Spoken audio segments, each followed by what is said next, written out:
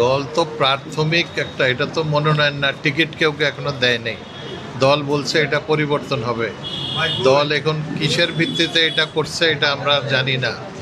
আমরা ওইটাই দলের কাছে আমাদের অনুরোধ থাকবে যে তারা তৃণমূলের মতামতের ভিত্তিতে, কারণ ভোট এরা হলো আমাদের এইখানে যারা কর্মী আছে, বিশেষ করে ওয়ার্ড লেভেল, থানা লেভেল, ইউনিয়ন লেভেলের যে সকল কর্মী আছে, এই কর্মীদের মতামত, তারাই তো কাজ করতে যাবে, তারাই তো ভোট কালেকশন করবে।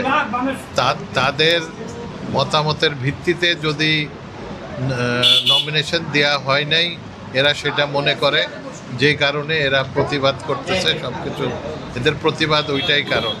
আর প্রতিবাদের মেন কারণ হলো যে আপনি যদি আজকে আপনারা এখানে আসছেন, যারা আসছে এখানে যদি কথা বলে দেখেন, আমাদের 2 উপজেলার সাবেক উপজেলা চেয়ারম্যান ওনারা এখানে, আমাদের 19 ইউনিয়নের 18টা ইউনিয়নের সাবেক ইউনিয়নের চেয়ারম্যান, মেম্বার সবাই এখানে।